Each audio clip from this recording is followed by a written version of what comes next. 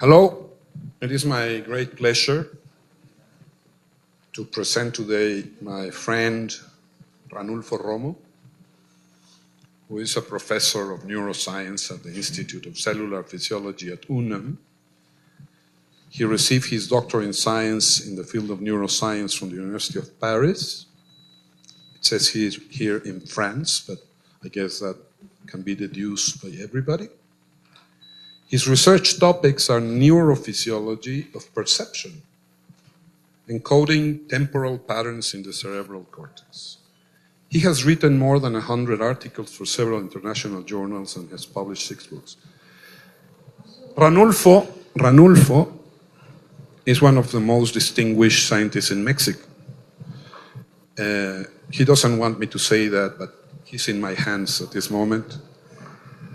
He's a member of the National Academy of Science in the United States, and he has earned all prizes in Mexico, and is a member of El Colegio Nacional, which is a very distinguished group of academics.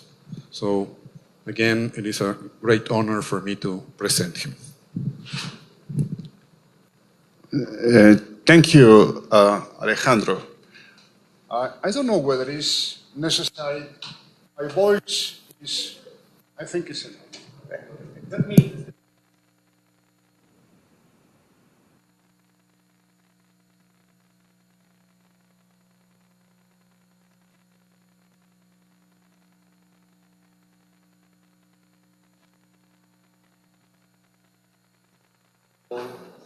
But we're coming to this institute.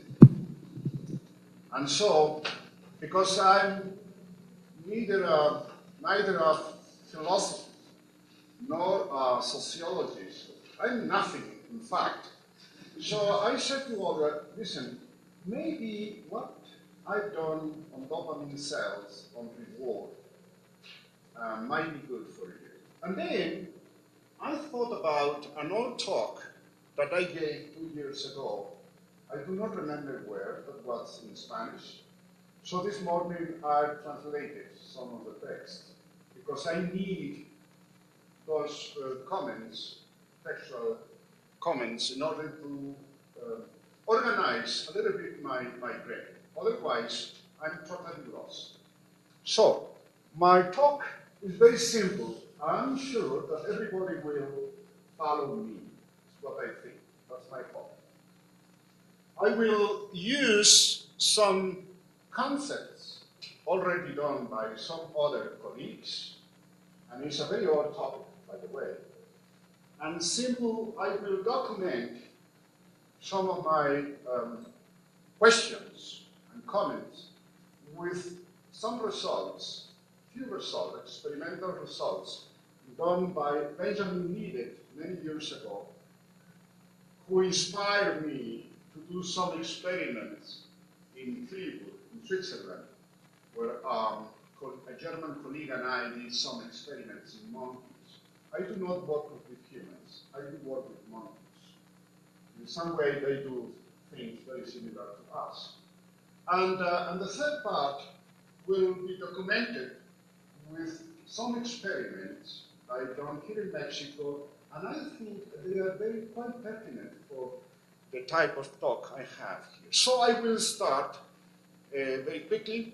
I had to change my mind because I've been in a room reviewing projects from Chile, and so I have to think about now some of this topic. Please, next slide. So the question is whether does the free will that humans claim to have really exist? So I'm sure that, next one, please. The large majority of the people will say they have a total control of their own destiny. I'm sure that if I ask you whether you have control of your action, you will tell me yes. I fully agree with you. Next one. Second question. On the contrary, everything is determined in a fixed way even before we have born. So the first question is, does the free will that humans claim to have really exist? So there are two extreme responses here. Next one. Another question is our subjective sensation of free will, of freedom during decision making, of taking our own life reign, just an illusion created by our minds to be ourselves, a self-confidence or sensation that we really need? Answer one. The determinist tells us an affirmative answer to these questions.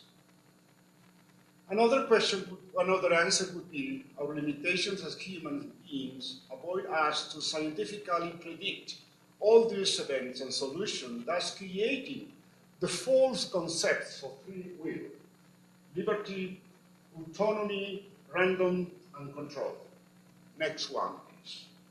Is this subtle, beautiful, and poetic to precise how our own mistakes as a species protect us from a frightening reality? This is what I really think. Next one, please. We do not have control over our own lives, and everything that happens since we are born and until we die is determined by physical laws naturally beyond our control. Next one. What do we know about the cerebral mechanism of free will? This is the only thing I know myself. I do experiments in my laboratory, and I'm simply trying to understand where and how in the brain our mental activity is built to do something. Next one, please. And this is a very famous, this is the first documentation for this part of my talk. Many years ago, by the end of the 70s, I was very young, I do remember quite well, Benjamin Libet, a neurophysiologist who was working at the University of California at San Francisco, did a very interesting experiment. I will tell you that Benjamin Libet came from Australia, where he was trained by a very interesting neurophysiologist named John Eccles, who won a Nobel Prize in the early 60s because he discovered that how neurons in the spinal cord were connected. So at that time, many people in the early 50s, there were two controversies. One, that communication between neurons was mediated by electrical communication. He was favoring this hypothesis. And in fact, for more than 30 years, he did experiments to prove this. But Hopper in New Zealand, where they were working in Otago, he told him, listen, you should do experiment to disprove, to find your hypothesis. And there in Otago, in a very hidden town, in a small university in New Zealand, he, for the first time, introduced a microelectrode into the neuron and discovered that, indeed, neurons were connected by chemical mediators. And so he acknowledged that, and he said that he was a very sure, even if a sure hypothesis was proven, was very nice, because that led him to win a Nobel Prize. But he was under the influence of the philosopher Karl Popper. Very interesting. So Benjamin Libet went to Australia and was trained by John Eccles on the spinal cord, of course. But Eccles, at that time, he was a very Catholic man, and he thought that the brain was one thing, a separate thing from the mind. And somehow the mind used the brain to communicate. So I want to guess that Benjamin Libet was under the influence of John Eccles. So when he came to San Francisco, he was a very close friend of a neurosurgeon. And this neurosurgeon told him, listen, Benjamin, why I have the access to the brain. I open the skull and I show the brain. I can do many things with humans. So why don't you try to test some of your ideas with me? So Benjamin Libet was very frightened in doing something with the human brain, even myself, to experiment with monkeys. So, but he designed a very interesting experiment to try to prove whether there was a neural correlate for voluntary actions. In other words, every time that I'm sitting in my office, suddenly I jump and go to my laboratory to tell Carlos, listen, Carlos, you should do this, something. So, very often I wonder myself, how did it happen? How did it come to my mind, the idea of going to talk to Carlos? So always come back to this experiment. So the experiment is very simple, very nice to me. He simply put some electrodes on the head. As when you go with a neurologist, this neurologist, sometimes if you don't feel well, you immediately order to have an EEG, electroencephalogram, from the skull. And then, of course, a part of the money that you have to pay for that, he interprets it. No, you have some strange waves here and there. But in the 70s, there were already computers.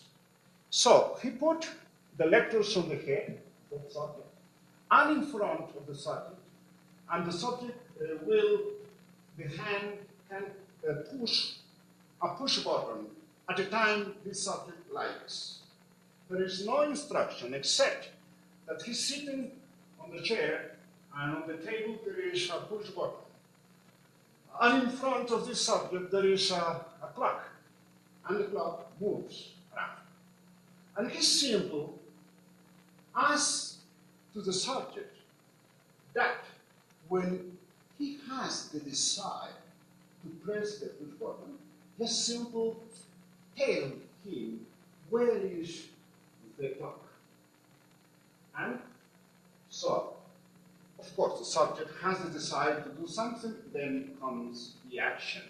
And simultaneously, there is the activity, EEG activity, from the whole brain, and this is this part, okay, I thought it was, this line determines the right moment, the onset of the moment, when the subject presses the push button.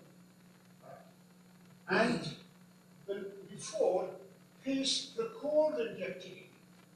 And we know, the neurophysiologists, that it takes about 100 milliseconds before the push press, in which the cerebral cortex ignites and sends a command to the spinal cord to move the hand and press the push button. That's very nice. So, when Benjamin Libet asked the subject when he felt the urgency to start the movement, the subject tells at what time it is. And it happens way before the contraction of the muscles and, of course, the push press, which is about 286 milliseconds before the point zero, just here. So, Benjamin Libet questioned very nicely, and what happens before all this activity? Because here, the subject has the urgency to start the movement and execute the movement and comes zero. So there are many milliseconds, about almost a second, just before, where the brain starts to work to generate the illusion or the desire to initiate a voluntary action. This is very nice, natural. Until Libet, this little sentence summarizes what is the Libet conclusion. Libet came to the conclusion that every voluntary act is involuntarily initiated, and that every act consciously initiated starts on an unconscious moment. So that brings us to the possibility that all our actions, voluntary action, are involuntarily initiated, as when I go to my laboratory, I jump from my desk, from my chair, and go. But sometimes I say, oh, stop, I don't do this just simply because if I go with Carlos, I might have a confrontation with him. So, there are many interesting ideas behind this that I can discuss with you. But the most interesting thing to me is that this related to consciousness, that most of our conscious actions that we think are conscious are unconsciously generated in our brain. Next one. That's the next one, I think. Yeah. This fact. These facts evoke reflection upon how and where in the brain our intentions and the base that support them are constructed. And there is, when I entered, my colleague Wolfram Schulz and I were very young in the early 80s, and we met in Switzerland, and for some other purposes, we were interested in what are the neural mechanisms associated with voluntary actions. We were very naive ourselves, as youth, very young, naive, but eager to do something interesting. So, I'm sure that everybody knows the Parkinsonism, Parkinsonian person. The most important problem for a person who has Parkinsonism is that has difficulties to initiate a voluntary action. It's not the tremor. Probably, well, rigidity is another tremendous problem. But the most important problem for us was that has difficulties to initiate a voluntary action. I was in Paris myself before studying dopamine cells.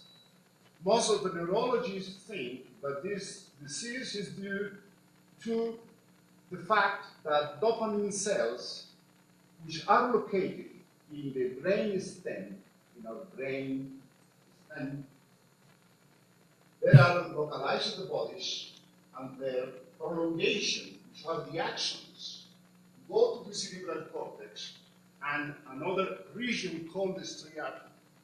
And they make synaptic contacts in a very widespread manner in these two regions.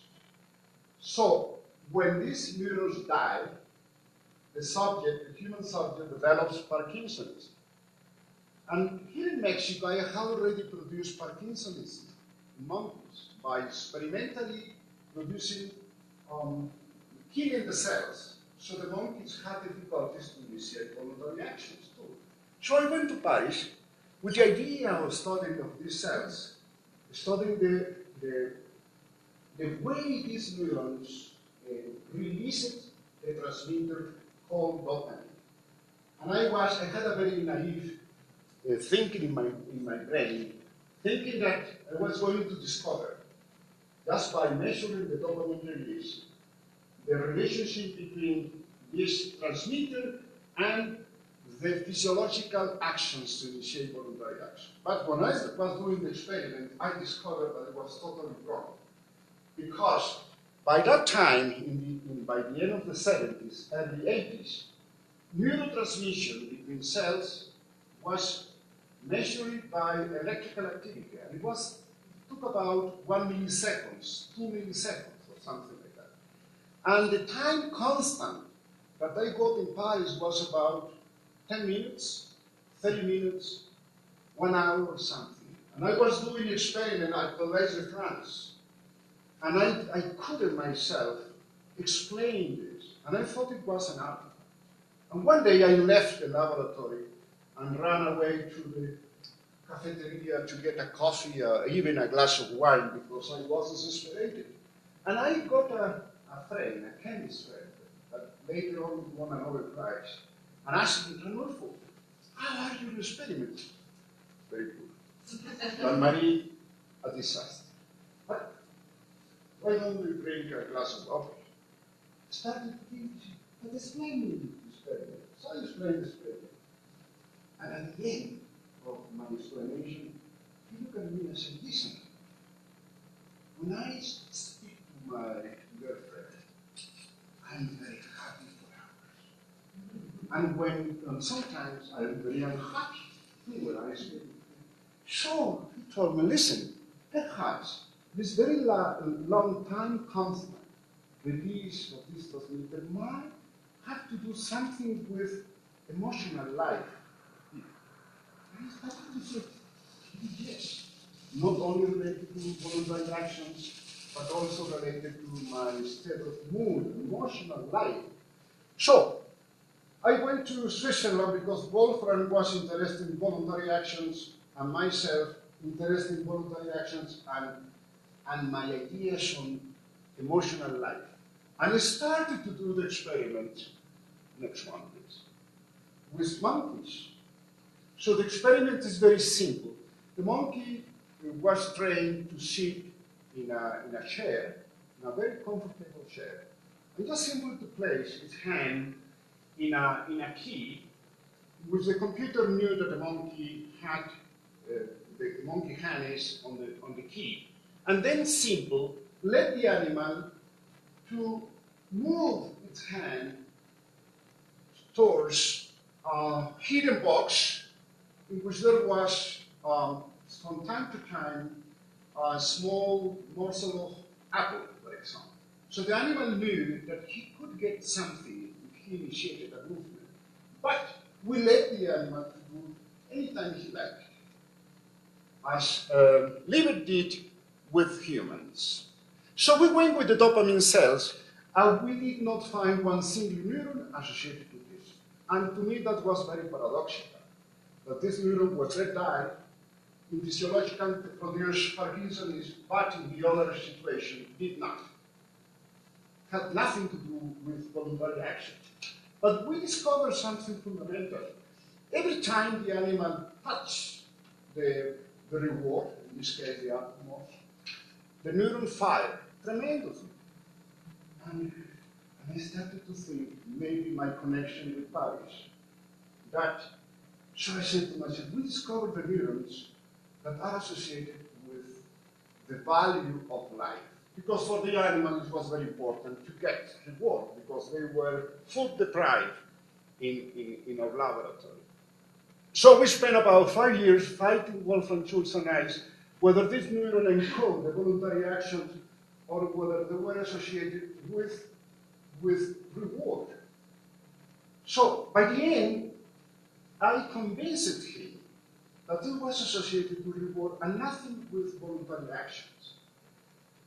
Needless to say that we couldn't publish the results in the best journals. We submitted to Nature and immediately received a letter saying, we don't take this kind of results.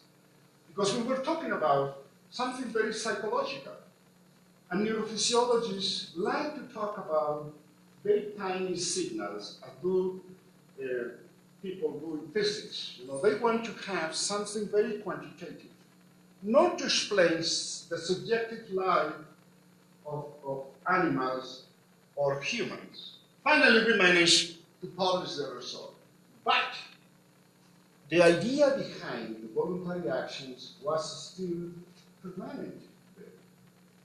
So, I told Wolfram, listen, why don't we go to those areas where Benjamin Libet was recording the activity?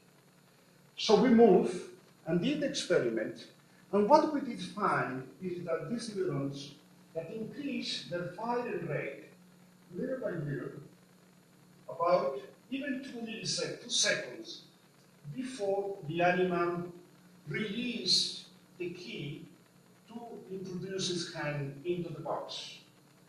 These are single trials, repetitions that the animal did, and with simple references to the point zero when the animal releases the key.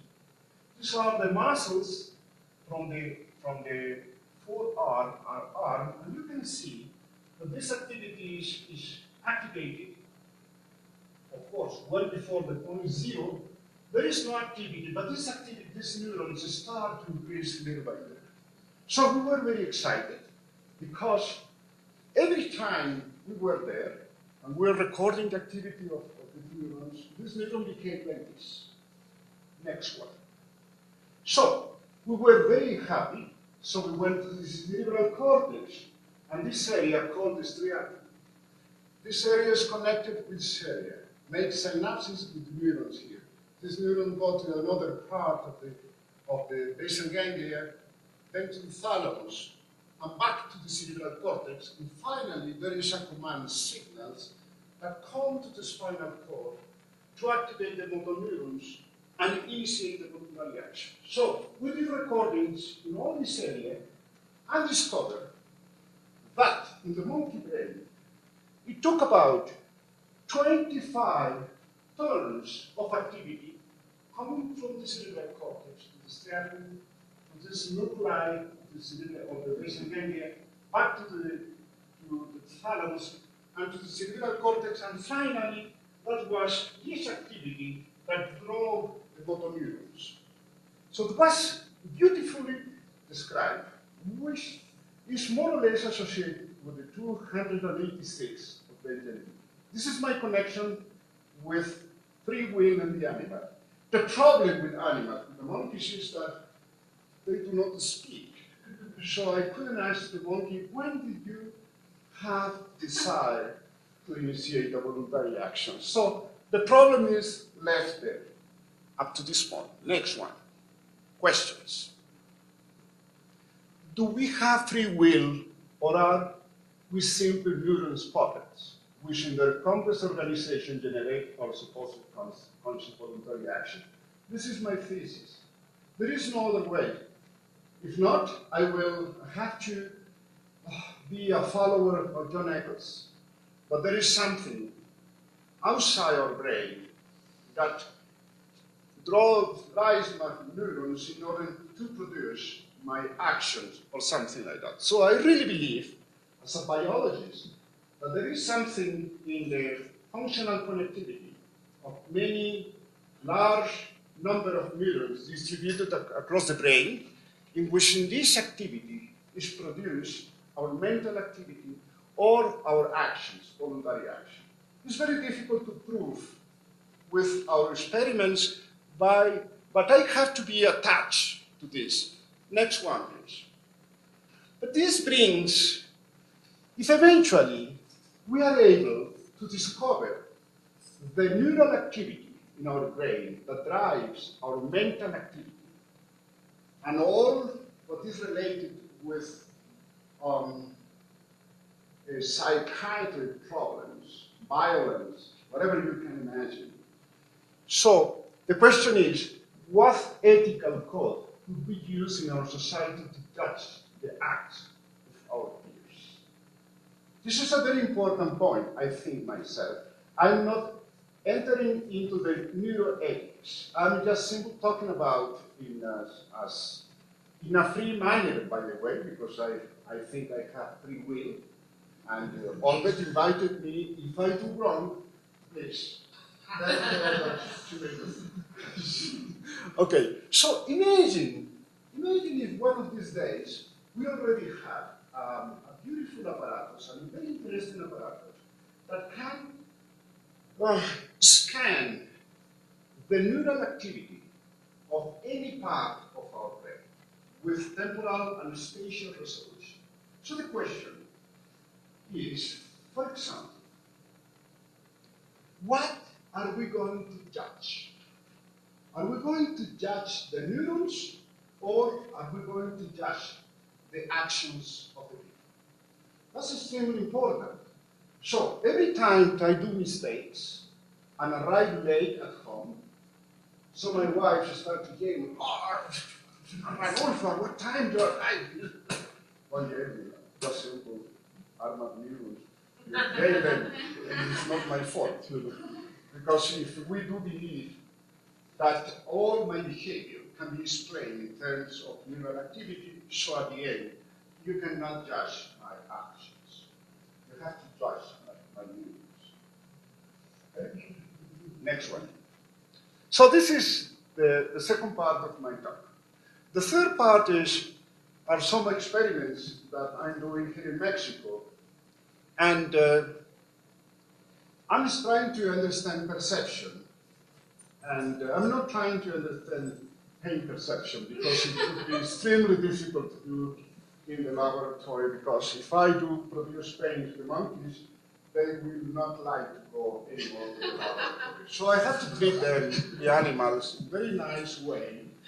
And by the way, every time that a new student comes to my laboratory, I do take a new monkey. Why? Because I want to train both. So I don't want to train the student separately of the monkey. So I take a student on the monkey and sit there and listen and train. So the student is not very happy with me because he feels I'm treating him like an animal. But not.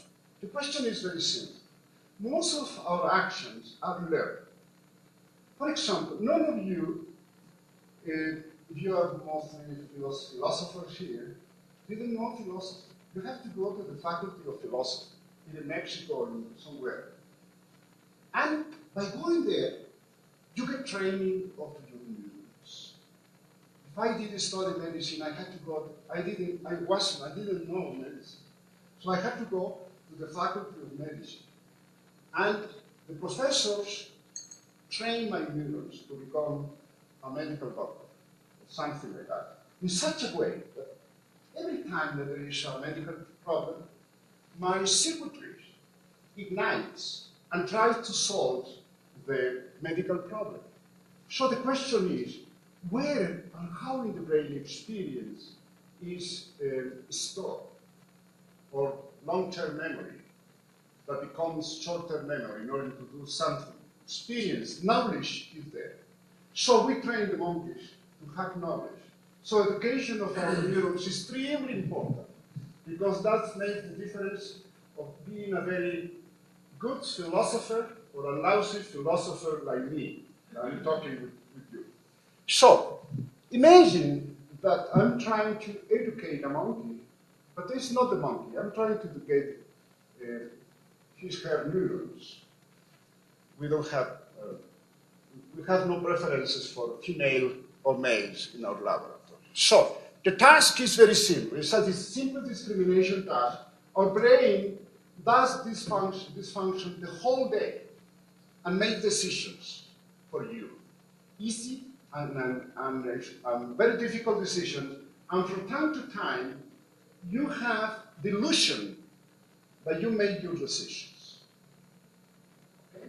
This link between the conscious experience that I'm doing something and the link with neural activity is one of the most difficult things to be done in life.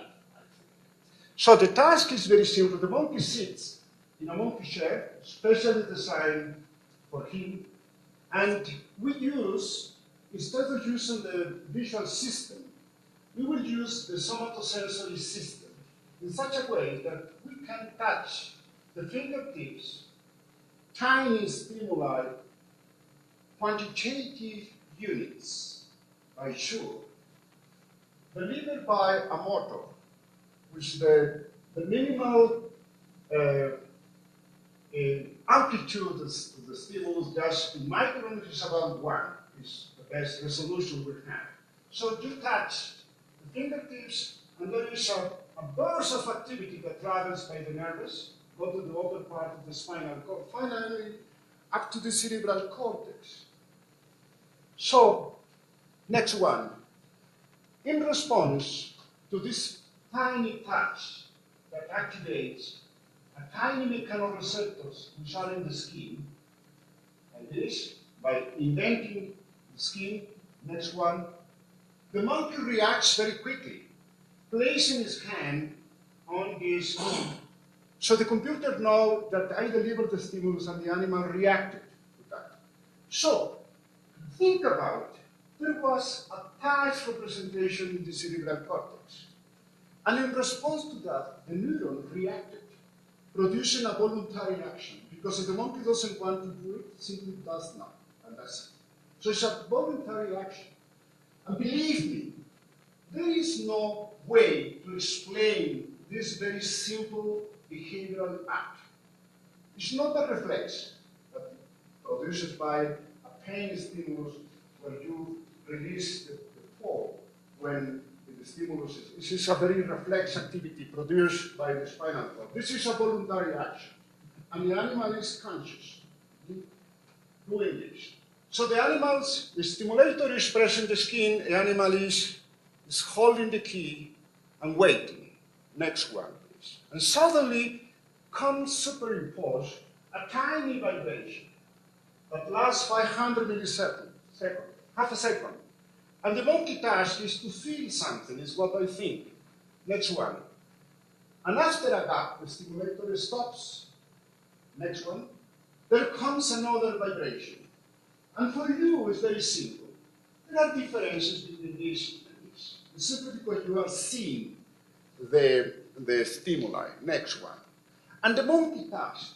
I simply request to the monkey whether this frequency is higher than the first one. For you, it's very simple. You can see and judge, and you will tell me this is so simple. Of course, F2, frequency 2 is higher than F1. But in the animal's conditions, he cannot, because he has to use the short-term memory. He has to hold something in the brain in order to do the comparison against the second one. Next one. The monkey says to me, yes, the second one is higher than the first. And next one. And presses this push button to tell me that the second one is higher than the first. And because he does correctly, I reward. Coming back again to my old stories with the dopamine cells. By the way, November the 3rd, at Colegio de México Nacional, we have a symposium with my colleague to talk about the reward systems there. Come back to some old ideas and about this problem. No matter what you do, your brain is seeking rewards. For example, you come here to listen Professor Bain, okay? And the reward for your brain is that his talk was understandable. And you learn something. If you did not understand something, you become frustrated. So the monkey is rewarded for this. He's looking for this. And when anytime the monkey receives a reward, dopamine cells increase their activity and inundate of dopamine on the whole brain because it's expected a reward. If not, the cells stop working and there is a frustration we call an error signal. All our life is mediated by these two processes, believe me or not. It's the same when I go to the laboratory. We scientists have another capacity to overcome frustration because every day the experiment never works. But we have to keep going. And one notice day, there comes a tiny reward about it. Next one, please. So, in other conditions, you change this, and you request to the monkey the same. Next one, please. And the monkey says correctly, no. Next one. And presses this push button and gets reward. Next one. So, this is what the monkey does. And you might wonder whether this is worth listening to Romo about this talk, because delivers a sequence of two stimuli on the skin, and then the monkey releases the key and presses one of the push buttons to get reward. And this is what's happening. So from trial to trial, in the horizontal axis, we have the frequencies. I go from 10 to 30. And in the vertical, exactly the same. And if we take these boxes, the numbers which are in these boxes, which are the percentage of correct responses, every time that the monkey compares the first, which is 20, versus 30, the monkey has a very high score. So it's happy, receiving reward. And every time I do 20 versus 10, the monkey has a very high reward. Percentage of correct responses. Difficulties arise when these numbers start to decrease in the vertical axis. And the extreme is when I deliver the first 20 versus 20, the monkey is almost a 0.5 probability of getting a reward. Next one. If I take these numbers we get something which is called the psychometric curve. Some simple method designed by a mathematician in the mid-19th century in Germany that thought he can judge, he can measure our perception of something. So the perception of this is to compare two quantities. Really. So my task is to understand where in the brain these two quantities are judged, higher or lower, and which are the thresholds. And all the process behind this. Next one. And I can get the thresholds. That is the minimal amount of frequencies that can be discriminated between the two. Just by taking the 75% of the upper limb of the curve and the 25% of the lower limb, and then you get a threshold which tells the curve that for this animal is 2.6 hertz.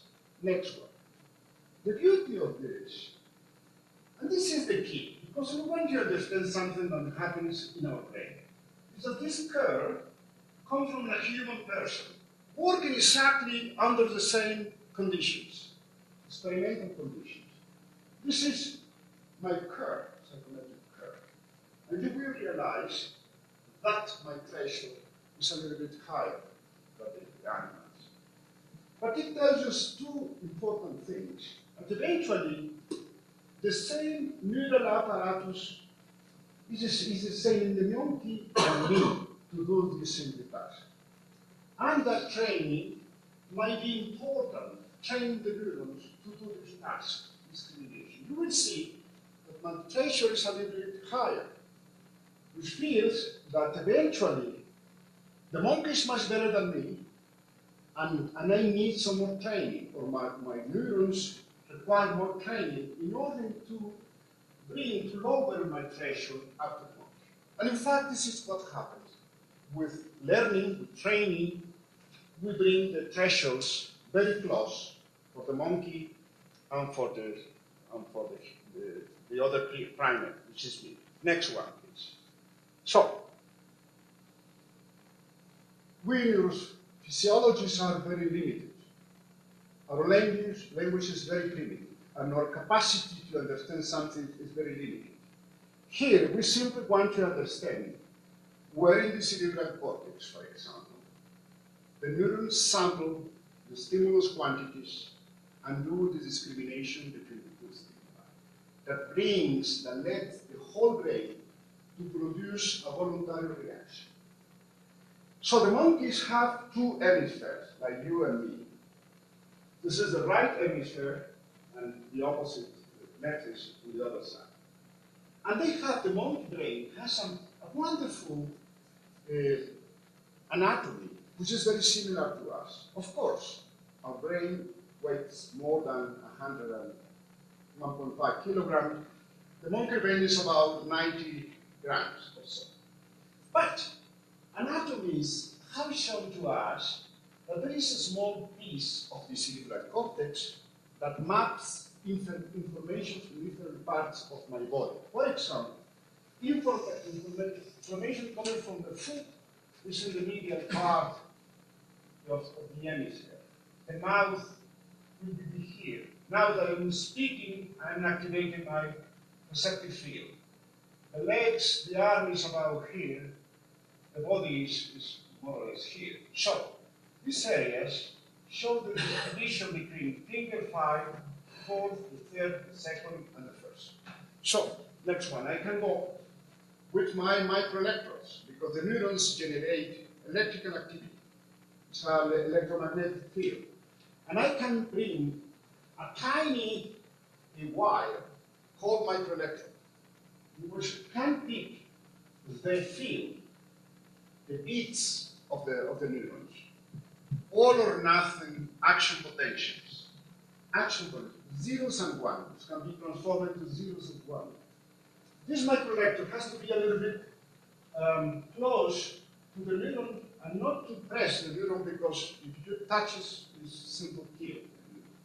It's like when somebody is doing an interview to you, he approaches the microphone in a certain distance in which my voice can be picked up. Not too much because it can break my... So, now, so as the animal is doing the task, next one, I can reduce everything. We scientists like to reduce things to studies. For example, to a piece of skin where there are the mechanoreceptors, is the stimulator, and we know that these receptors are innervated by tiny fibers called axons, which of a thickness is no more than 1 micron. Then go to the spinal cord, the thalamus, and finally to the cerebral cortex. And then I can be in the cerebral cortex, I can bring the microelectrodes. I bring the microelectrodes close to the microelectrode. So I have control of the space, the neurons, and the monkey is doing the task, next one. So, and this is what happens, as the monkey is doing the discrimination, which is below here, is a repetition of the same stimuli 10 times, you will see that the neurons responses are phase locked to the stimuli. This is very nice, because you were talking about representation today. So pain representation. How is represented pain, stimulus pain, painful, into the activity of brain cells? And how do that activity produces the subjectivity that something is damaged? This is a very interesting problem. So, you can see that there is a representation. The stimulus parameter, the quantity, is represented in the activity of these cells. Next one. So what are the different roles? This? Repetitions of the same stimuli to show the variability. You will see that the neurons fire very nicely when you touch the skin. It's what tells the animal something happened with the skin. But that process is still unknown. That transition between neuron activity, stimulus, neuron activity, and the subjectivity that I felt something in my skin, we don't know. Simply are this description, the phenomenon of qualities. And these responses are very nicely related to the sine wave. You can see that as long as you approach shorten the relation between the interval between sine wave, the spikes, the burst of the are also reduced. And then when you remove the probe from the skin, the neuron generates another burst of activity. Nice. But this is the point. But the point here is, imagine that I want to relate this neural activity to what the monkey does. One way is, imagine that you can take the metaphor that I can sit in the monkey brain. I have no access to the fingertips. I have no access to the stimuli, to the stimulus quantity, except to the electrical activity of the nerve cells. So I'm sitting there, measuring the spikes, or hearing the spikes, and then I can use the spike intervals, the temporality between the bursts of activity, and with a very simple rule, I can measure the distances. And the distances, the temporal distance in this case, you can see that in this case, the distance can be higher and lower here simply because I reduce the temporal duration between the sine waves. So, if I do that, I have no access to the stimuli. I can do a very simple rule. Next one. I say, okay, to infer something in this activity, I can say, if, for example, time 1, which is this, because they are very rigid, exactly the same, is higher, time 2, this is stimuli, therefore, the frequency of the second stimulus is higher than the first. And you can prove this. Next one. This is what the monkey does, the green curve, and this is what the neuron does. So there is the shape of the curve, and eventually the facial are very close. in such a way that there is almost a direct relationship with the neural activity and what the monkey does. And that is where it comes, the importance of this experiment. In fact, we have done many experiments in such a way that this curve, putting the neurons, a large number of neurons from this area that maps the stimulus quantity, that is becomes superimposed on the green curve. This is very important to us. Now, this is simple conclusion. The cerebral cortex has the capacity to generate a neural copy of the external world that is susceptible of being converted into a conscious experience. Of course, there is a very big gap between this neural correlate with the animal performance and the conscious experience. How can I prove this? Next one. We did a beautiful experiment that we did in the middle of the 90s, I think, here in Yunnan.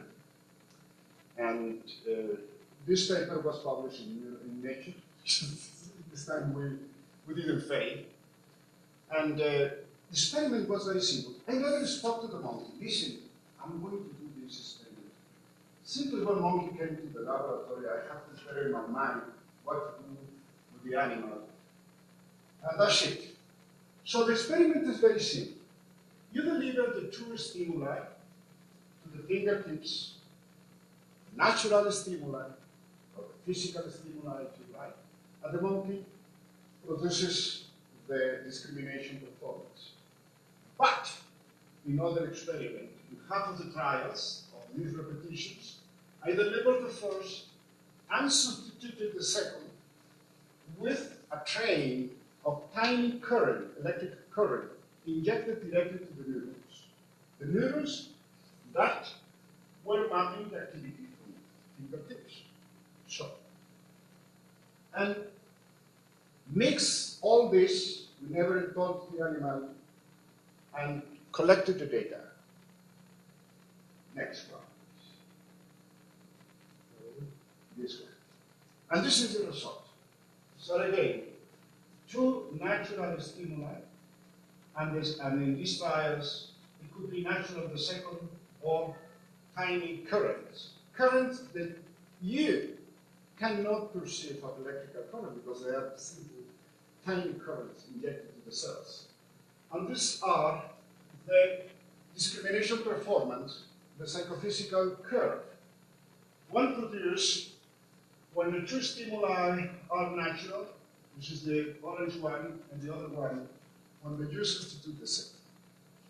So this is a beautiful proof that these perceptions, or at least for this capacity, can be injected, can be produced, generated by activating these signals. And I want to believe that anything that we do, observe, which is learned, most of our activities are learned, 98%, if I manipulate exactly your microcircuits, you should have illusions that you are remembering or you are feeling something or willing to do something. By the way, we wanted to do another experiment, very simple, just simple, to prove that these neurons are responsible for this capacity. Simply, you remove of neurons, the experiment ends. Monkey cannot do any more tasks. We did that experiment only once by accident, but we did not learn much with this. Now, yes, this is the power of the experimentation for certain types of experiments. Our cerebral cortex, a tiny patch of activity, is represented by a small piece of tissue of no more than 600 microns, in which half of the neurons are called slowly adapting. That means that adapt very slowly to the tiny indentation of the stimulus, and the other one rapid adapting, because in the same patch of activity these neurons adapt very rapidly to the stimulus and are the ones that are related to encoding the dynamics of the stimulus. So we did a beautiful experiment too, in which we microstimulated this column. The cerebral cortex is made of columns. All the processing is vertical. It's not laminar as people thought. And repeated the same protocol that I showed you. So the monkeys had a capacity to detect something that happens in the skin, but nothing as when the two stimuli were delivered to the skin. There is 0.5 probability of detecting, of discriminating something. Next one. If you microstimulate in between, this curve is much better, but not when you are just, next one please, in the center, where the two curves are exactly similar. But show that very tiny piece of tissue in the cerebral curve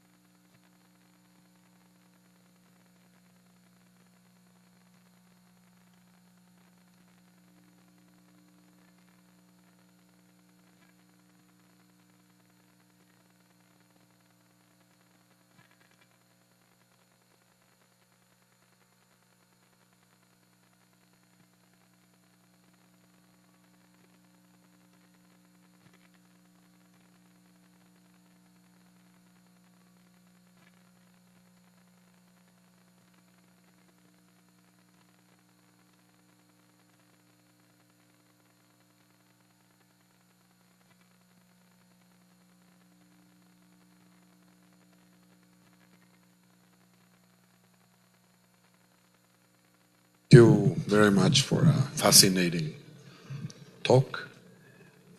I don't know if there's questions. I'm sure there are. 1, 2, 3, 4.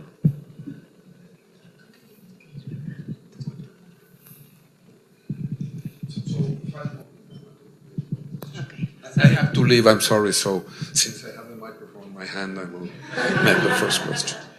No, my question is, obviously, this is fascinating, and but my question is, there is a background firing of the neurons.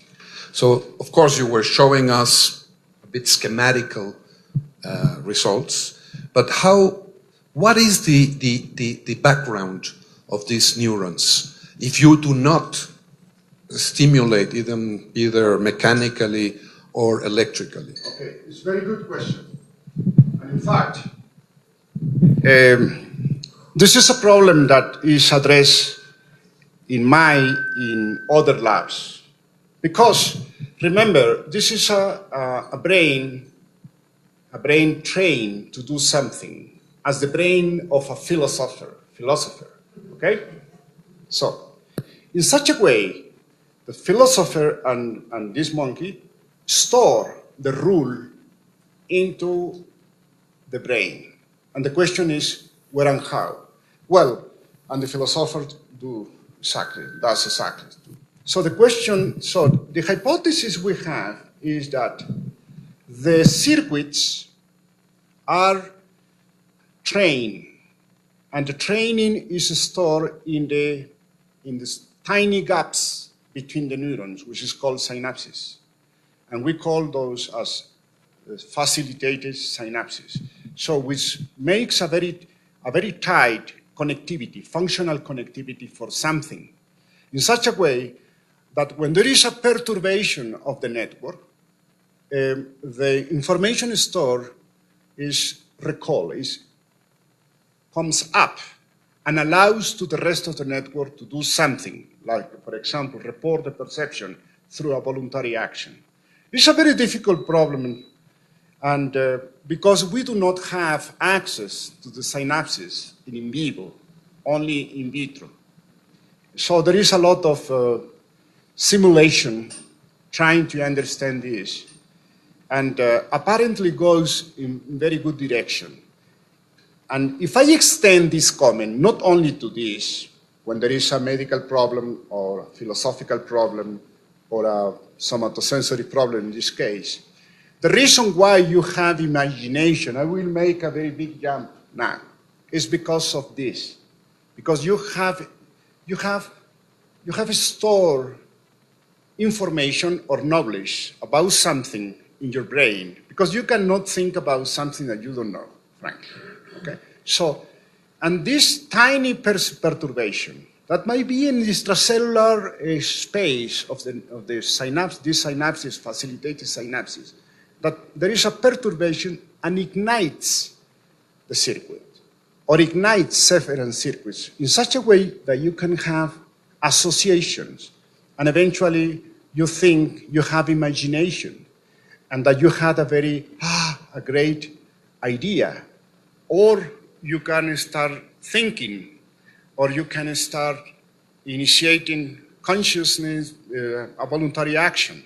This is what I think myself, but it requires to have knowledge in the circuit. Otherwise, you don't know what to do. For example, in these animals, if I do inject these tiny currents, the neurons are there, the synapses are there, but they don't know what to do. It's exactly what happens when you show me something about your work. I know this is very interesting, but I do not understand. It's exactly what happens to you. You might guess, the Romo, I don't know how Albert invited this fellow. Everything was moved so smoothly, very nicely. So I present this, and eventually you don't grab something, say, I don't know what's that. Okay? But with training, you can understand.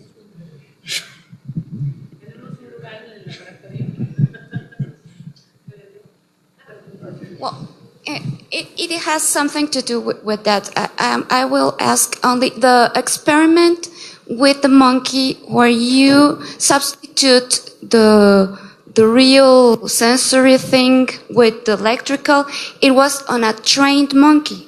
Yes. Yes. Yes. So this translation of the world that becomes neural circuits needs a body, and a body Yes. in an ambience, you know.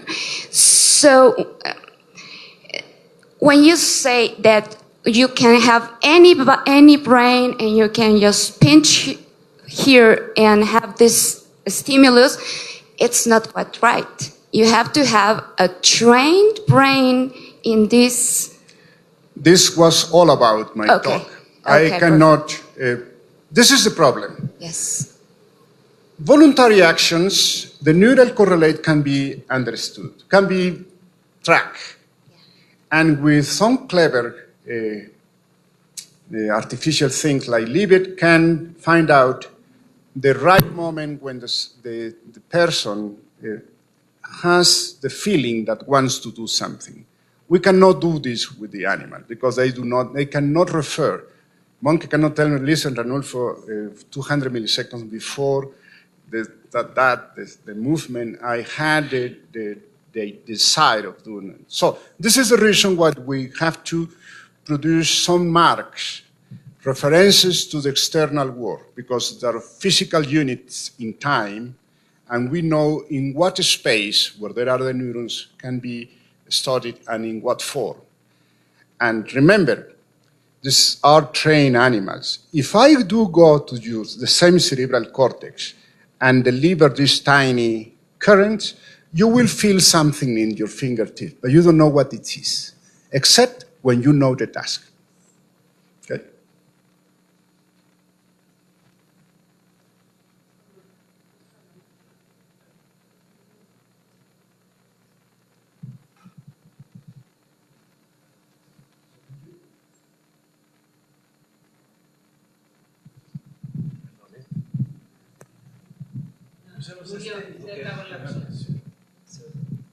Thank you. I have one question regarding your experiment related to Libet and whether it's subject to the same kind of criticism that Libet's experiment. So some people, philosophy, have claimed that Libet's experiment does not show what they intend to show mainly for one reason. So when you do EEG, you have to anchor your measurement to a particular event. In this particular case, is the pressing of the button. So you are only considering those RPs where the subject is really pressing the button, and there might be others that also happen. And then, so there is no reason to justify that the ERP is what is really causing the movement, and then that might be just previous consideration, like the clock is moving. Oh, I should wait like a couple of more rounds, and then what I would like to ask you is whether in your experiment is subject to that, because given that I don't know how do you measure these dopamine circuits, whether it's subject to the same kind of criticism or not, and whether they can be used in conjunction with the other to tell something. Thank you. Of course, the experiment, Libet's experiment, has been subjected to many criticisms, as it should be. But the potential is there. The readiness potential, by the way, it was Hans Kornhuber in Germany, who discovered this potential just by averaging the trials, the tiny activity, because it's very noisy, and finally they get this signal. So, of course, there are so many other things in parallel that might be occurring, which are not easy to refer with. But remember, this is referenced to the time zero, which is exactly the right moment when the subject presses the key. What is before that is a matter of speculation because of the clock. The clock is always referenced to that point, 280 milliseconds. So it might be something like 380 milliseconds before the neurons of the cerebral cortex start to send the commands to the motor neurons just to generate the muscle activity and finally the movement. So that's true. In our case, it's even worse because the monkey cannot tell me at what moment had the urgency to initiate the movement. But this is extremely interesting that this happens every time, no matter whether they are primates trained in the laboratory or whether they are subjects, naive subjects, like the humans in the Libet experiment. And if you allow me to speculate a little bit, because the people have gone with this paradigm very far away. So, how often do you detect that consciously that you want to say something and you don't say that something? So you veto the activity, because at the end, what Libet, the most important concept also from Libet is the veto, in which at that moment when you have the desire to do something, you have a tiny fringe of time in which you can veto this activity. Stop it. Probably no more than 200 milliseconds or something like that. And it has been shown in subjects that you can train this capacity. If you allow me to speculate more, I think that education goes there. For example, if you were in a religious college in which you have to veto continuously your desires, so the religion might be working on that part of your brain, on your readiness potential at that time, in such a way that by training, you develop a high capacity to let it go or veto that capacity. It happens that this timing, this tiny time for the veto is very short in the real asesinos, the killers, the real killers, because they cannot veto their desire of killing someone. They don't have time to think about. And this time to think about is educated in such a way is the right moment when you are conscious on doing something, which is no more than a production of the neural activity. And you have the illusion that you have decided to do something. But in reality, the neuron had already decided for you. But they are subjected to training. And that's very important to know. Because if we could do this, we could train the politicians. We could train the investigators, anything. I'm sorry, speculating. Well, it's a question, thank you, I think it was very interesting, but it's a question I want to make for both of you and David, to see, because I'm a sociologist, so your paper points the importance of biology or the cortex, the cerebral cortex, for thinking, really. Thinking and I think it has limits, but that's my appreciation, not informed, really. I think there is a limit, and because also philosophy can, you talked about evaluative thinking and all these things.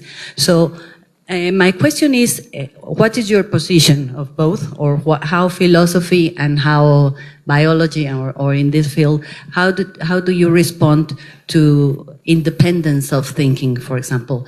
If there is a point where the cortex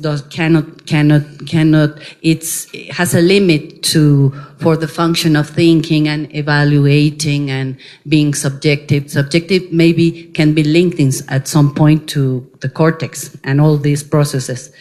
And then there maybe the answer comes more from the philosophy. I have a very short answer, if you allow me. My position is very extreme. Is philosophy, sociology, medicine, physics, mathematics is a product of our brain cells. What are the principles for that? I do not know. That's the reason why we're doing experiments. And I think that progressing, we will understand the principles. That's my position. I do not deny the rest, that this byproduct of the neural activity produces high things, highly regarded like thinking, imagining, and producing wonderful gadgets for the society or something. But my extreme position is that is product of the neural activity, but we still do not know the principles. Yes. Well, just to complement, and then I give you the microphone, is because from the sociology field, for example, there were many theorists and Durkheim and many classics that talk about the social. And there was a big discussion, I remember, about psychologists and if society was a sum of individuals or not, or if they came from other sources. So sociology was found. One of the foundations is that it has its own logic, it would be the same thing with thinking. And that's my point. Allow me to give another short answer. Of course, your brain and my brain can connect. You're in such a way that I more or less understand your English, and I understand, and you understand more or less my English too. Why? Because we have a neural mechanism that allows me and you and me to share information. This is a la mode mirror cells. There are neurons in my brain in phenomenological point of view, because we don't know what is a mirror cell. That only becomes active when I understand something from you.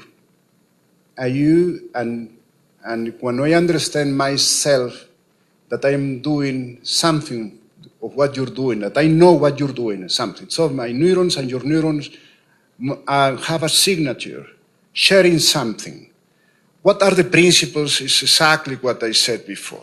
So you and I, it's not clear whether certain animals have this capacity, but certainly it is highly evolved in our brains. And the counterpart of this is autism, in which notice those mirror cells are poorly organized in such a way that a child with this problem cannot understand what you do. It's not because he cannot. His neurons do not know what they see, what they see, what they hear, and for what purpose. So I think there is an explanation from the biological point of view. This is my extreme position, and it has to be provocative. For the sociological point of view, this is sociology, two persons. But I'm trying to connect with all of you too. So your brains and my brain are trying to be connected. So you can hear me or listen from time to time if you're not sleepy, and see more or less what I try to understand, because we share a common language, I think. Sorry. Yeah, no, in some ways, I suppose that doesn't strike me as a particularly extreme position, that philosophy and so on is produced by your brain. Philosophy involves thinking. Thinking clearly, in some sense, is produced by your brain. Just hit someone in the head with a hammer, and that's a crude but dramatic demonstration of the importance of the brain to thinking. So I think most philosophers these days think that, of course, there's an intimate, to be a little bit hazy about it, relationship between the brain and thought. And most philosophers would not say that relationship is that the mind is somehow using the brain to think. No, of course. Most philosophers extreme position. It's a Cartesian dualism. And everybody says that Descartes was a dualist. But you have to think about at the time he was born and the conditions, the church and knowledge, and he was forced even to say that the pineal gland was the center of the conscious, just simply because it didn't fit quite well with the two minds, the right and the left. So he tried to find out one unified only piece, because the mind he thought was only one. So But I take it you thought there was some non-physical entity that was using the pineal gland as a sort of lever, as it were, that could persist beyond the entire death and destruction of the body. So in that sense, he was a dualist. But I think most of us are broadly materialist, not all, but most of us are broadly materialist. A possible world identical to this world in the terms of the physical sciences would be mentally like this world, that contain the same subjects in the same mental states. So I mean, I think we can agree on a huge matter. It's not obvious. But it strikes me as a condition of adequacy of a number of views that the kind of things you're up to need not be in competition with the kinds of things we're up to. There's different levels of explanation. Of course, I understand that. Yeah. But I was, because I decided to give this talk this title to Albert. So I said to myself, I will be treated as a dualist. Because it's a dualism, whether do we have free will or we're simple neurons puppets. Of course, our language is I, Ranulfo Romo, decide. Okay, I know that is my mental process, this decision making is product of my neuron. But I cannot talk about neurons because my language would be very limited. If you are talking neuron A and neuron B. So thanks very much for the talk. I want to ask you a question about the appropriateness of animal models in the free will debate, because it seems to me that when we think about how we apply free will in our lives and why it matters to us, it arises in context of attribution of responsibility. And there are in those cases, for example, in criminal justice, we're really wondering, did a person act intentionally? So we're interested in their reasons, and could they control themselves? And did they understand the situation? So there's an epistemological component, comprehension. There's a control or an executive component. Do they have the capacity to control their actions? And then there's a question about forethought. And it seems like if those are interests, showing that there's a kind of Weber-Fechner curve in the, or a psychophysical curve in the motor potentials is sort of irrelevant. It's just at the wrong scale, both in the human studies that Libet did and in the animal models. But at least with human beings, it seems like we can, as we do in individual cases, go in and try and understand why did this person act this way. Yes, in principle, yes, you can understand. And I fully agree with you. The problem is that the methods we are still use, non-invasive methods, used in humans does not allow to link all those mental processes that you have said to me. They have... Unit recordings aren't linking anything either. You're showing, a small population of cells. Yes, key neurons which are associated with this, because not all the neurons are associated to this process. So this is a way of discarding something. So I fully agree with you that in the human brain is, I always try to say, there are colleagues that say that rats behave like humans. I do prefer the opposite, that humans behave like rats.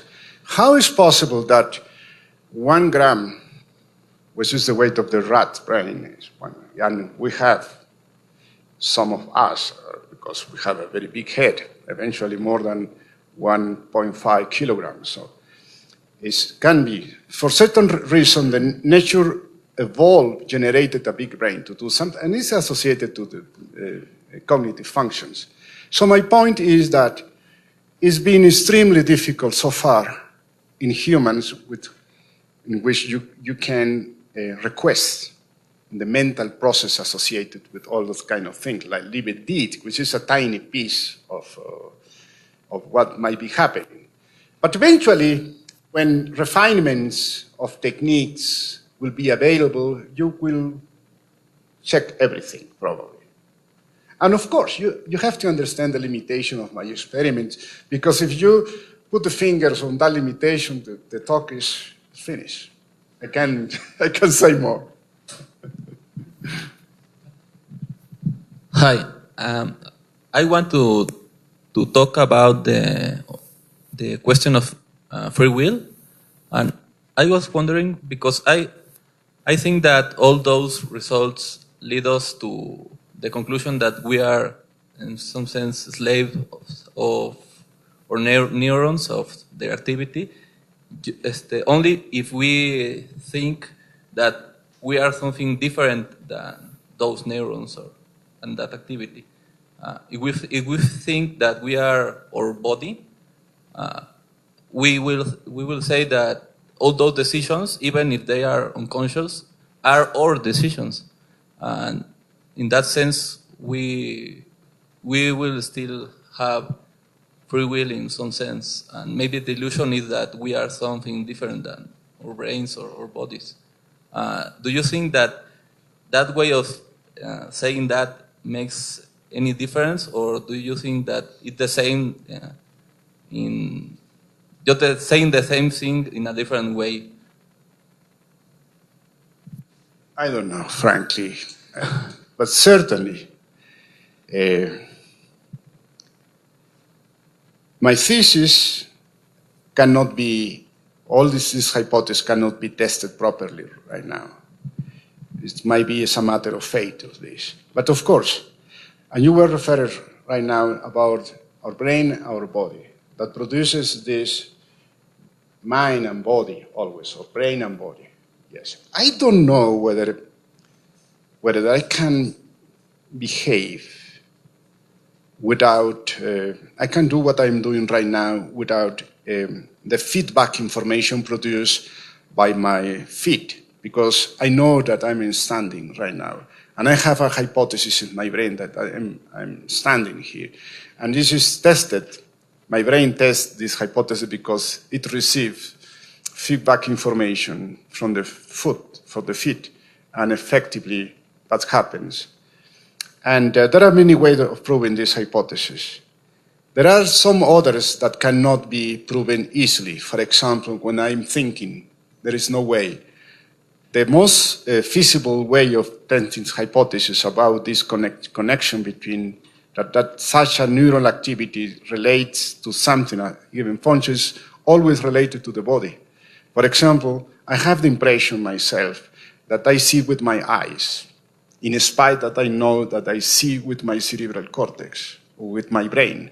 So in my brain generates a reflection, outside reflection, that give me the outside visual field. And the same happens with my hearing. I hear with my brain, not with my ear, but I have the impression that I'm hearing here. And I do feel with my brain, but in reality, I have the impression that I feel with my hands. So this problem hasn't been solved yet, too. And so I don't know more what to say with this. Yeah. Well, I wasn't asking that. I was referring to, even if we forget the rest of the body, we can say that we are our brain or something like that. And in that sense, the processes that take place in the brain will be ours. And there won't be something as us and the brain. No, but when you say you invoke us or you, you are invoking already the illusion of the I, which is a byproduct of a neural activity. So it's a very complicated issue that becomes very a complex issue, the semantic, in the way we think about ourselves. When I think I'm Ranulfo Romo, I don't know, I should say I'm, a bunch of neurons that call Ranulfo Romo or something.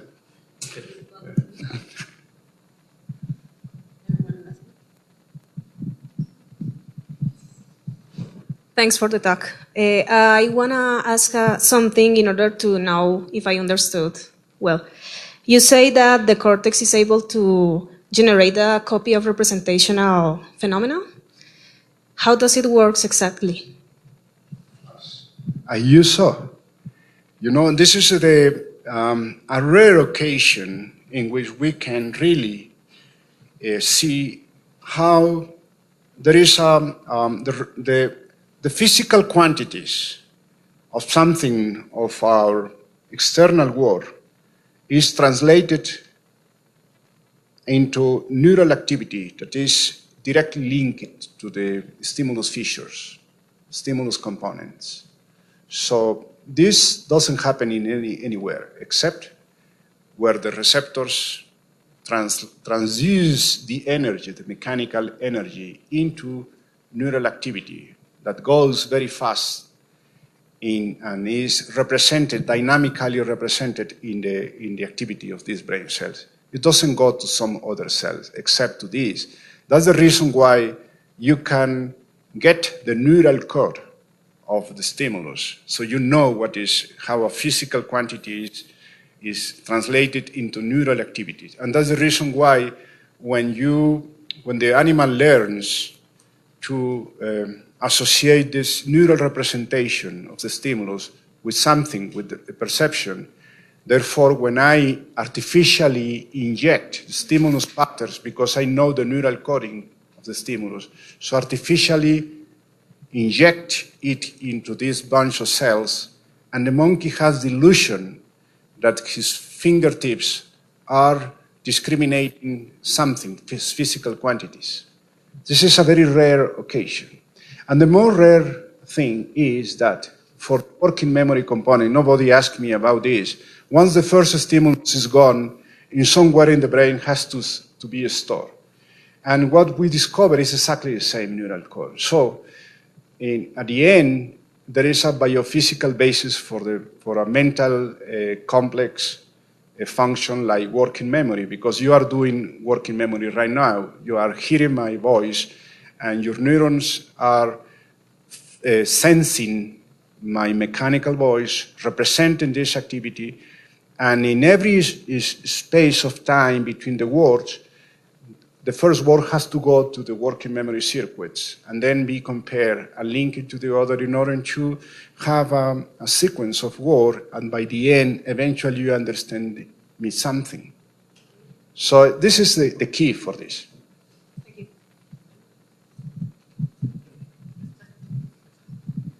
you. My question is about the medical applications of this in research. You talk about Parkinson's disease, and one of the principal problems is that can make volitional actions, lose free will, literally.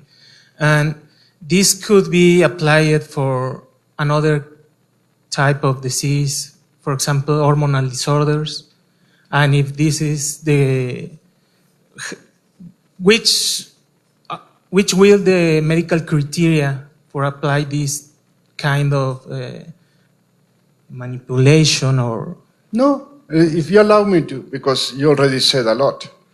There is a big gap between a question, having an idea and implementing this idea into the laboratory, because at the end it becomes, for the rest, when I speak to the people, to someone, it might not find very attractive that I tell this person that I spend hours and hours trying to understand something which is silly, probably, for that person. So, in a sense, just trying to link basic knowledge with trying to cure something. For example, the most simple disease at a given moment appeared to be Parkinsonism, because it was linked quite well with the dopamine cells, because when they die, produce Parkinson's. So the people thought, well, we will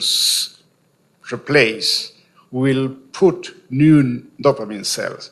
But the problem is that the people didn't know what principles use neurons to grow and to make connections. So what they did is the people who injected new cells, they produce a glioma, so scare. So it produces a tumor into the brain. So this simple principle is not very well understood. So there are many people trying to, for example, when the spinal cord is cut, so how to make connections between the upper and lower part of the spinal cord? Nobody knows. There is even I have a friend who is president of the University of Rockefeller, who has an army of 500 scientists trying to understand what molecules allow neurons to guide their actions when they are cut.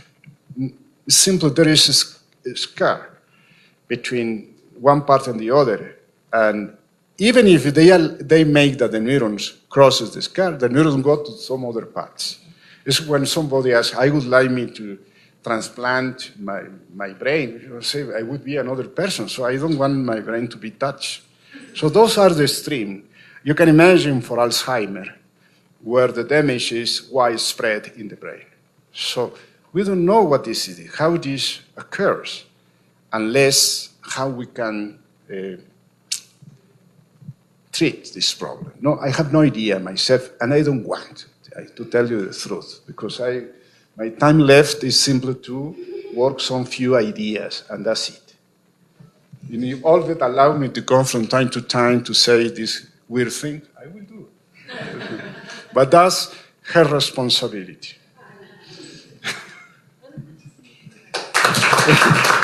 Thank you.